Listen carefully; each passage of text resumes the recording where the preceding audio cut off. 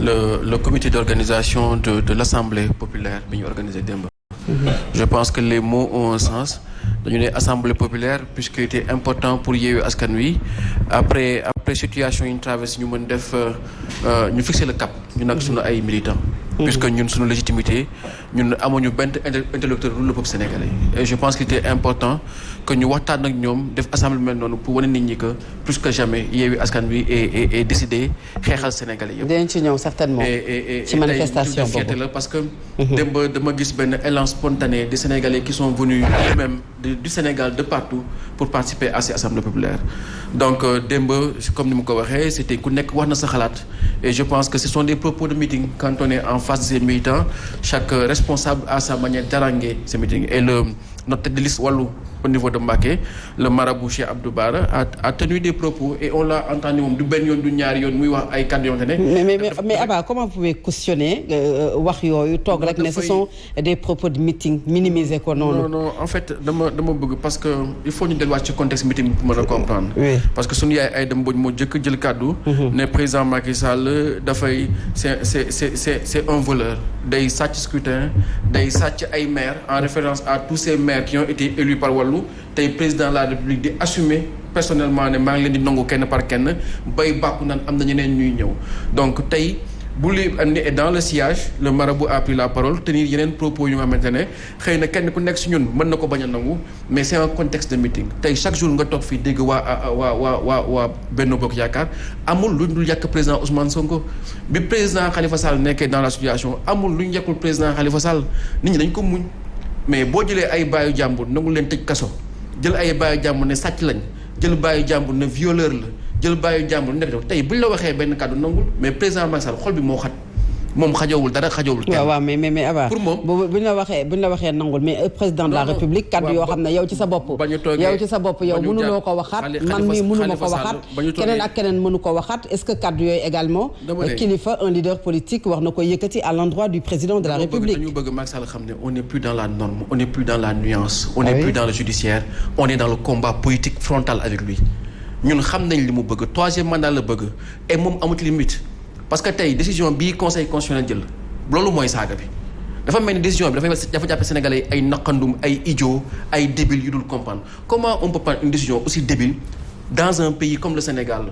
qui a eu à former les premiers doctorants les premiers agrégés de ce continent tu donnes une décision aussi bête aussi unique aussi irresponsable qui peut mener le pays dans n'importe quel chaos su fekkee c'est le choix du président Macky Sall ñun on lui fera face maintenant bi ñuy saaga Khalifa Sall naan sàcckatu ceeb laak bàyyi jàmbur la dañ ko muñ quand on a moi j'ai fait 1 mois de procès Khalifa Sall chaque jour bu ma xalaatee procès bi damay xalaat réquisitoire profil sëñ Bassirou Gueye à la limite dafa doon kokkali Khalifa Sall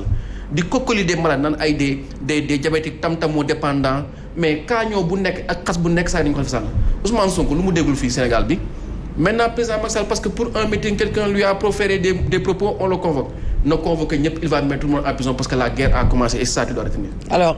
monsieur Sadio dañuy wax c'est vrai que nous sommes dans une démocratie ku nekk am nga liberté wax sa xalaat mais aujourd'hui est-ce que war nañu yegg ci yenn propos yi di ko teg ci leader politique bu mënti doon le président de la République également qui est président le chef de parti et souvent bu ñu koy wax sax dañuy wax Macky Sall pour que chef de parti boobu nit ñi bañ ci bàyyi xel mais est-ce que war nañu yegg foofu ci situation bi aujourd'hui.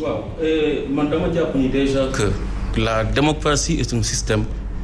en fait qui est essentiellement un système d'affrontement de confrontation absolument des idées et que maintenant dañoo nekk ci contexte boo xamante ni c'est un contexte très tendu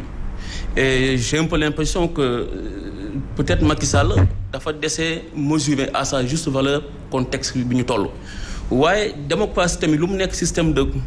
confrontation ay nit di jàkkaarloo mais toujours dafa na am ay limites.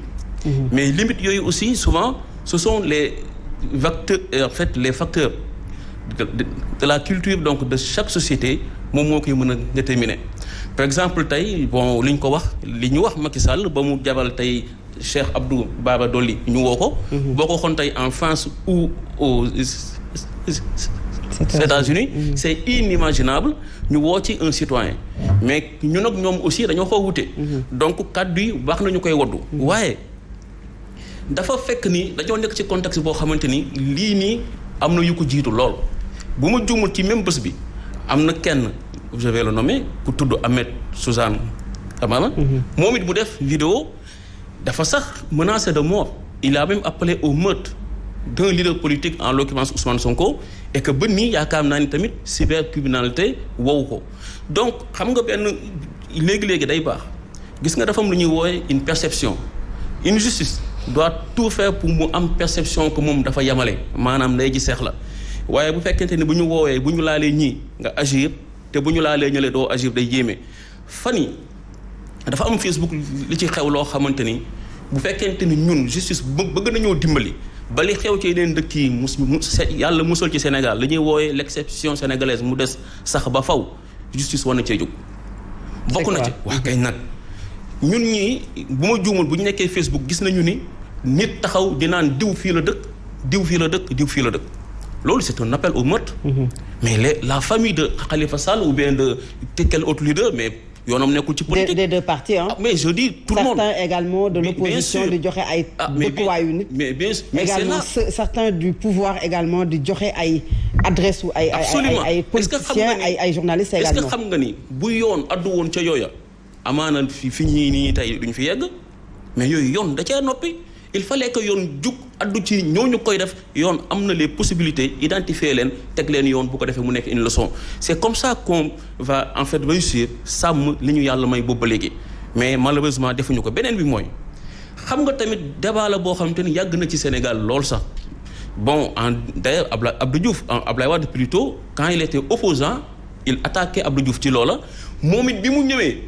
jëloon na engagement que dana ko def mais malheureusement defa ko mooy ñu fexe ba dissocier les fonctions de chef d'État ak des fonctions politiques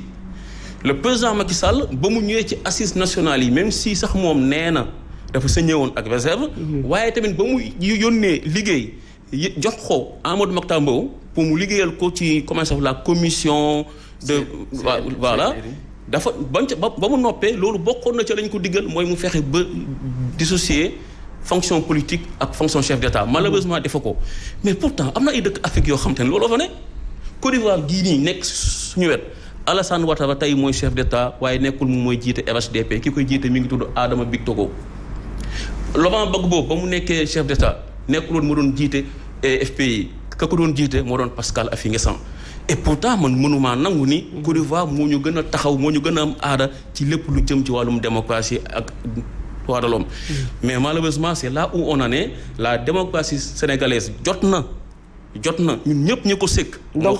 fallait séparer les deux. Mais, pour que au moins yenn kaddu yi ñu bañ ko. mën na koo le atténuer président de la République. mën na koo atténuer même si mënu ko régler définitivement man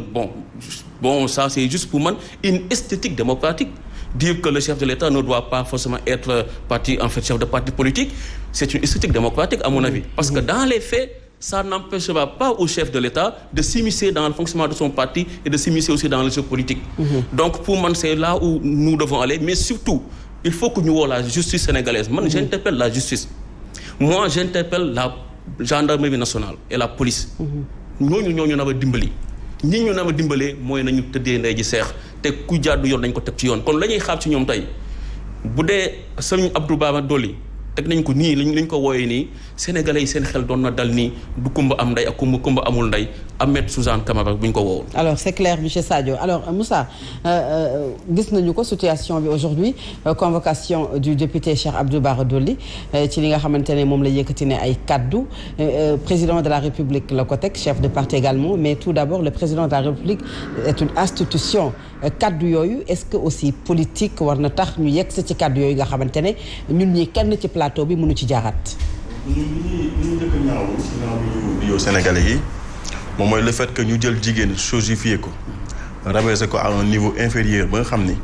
képp ku bëgg a yàq sa moromu politicien moom jigéen ngi utiliser te jigéen ñu ñëpp xam nañ mooy suñu yaay dañ ko war a wekk. te buñ jàppee ni jigéen ñi dugg ci palais bi yëpp dañu am fu ñuy jaar ak ñoom. loolu insulte la bu rëy boo xam ñu ñëpp kenn waru ko cautionner en tant que acteur politique mooy remarque bi nga xam moom la ñu njëkk a def. te loolu ñun muy acteur politique que mu nekk pouvoir que mu nekk opposition war nañ ci am taxaw seetlu te boo leen xoolee li xew léegi ci landerneau politique bi loolu la. képp koo xam ni bëgg nga jeter le discrédit sur un opposant wala nga bëgg ko jeter sur le pouvoir da ngay utiliser jigéen te jigéen dafa nekk loo xam ne wax dëgg yàlla dañ ko respecter.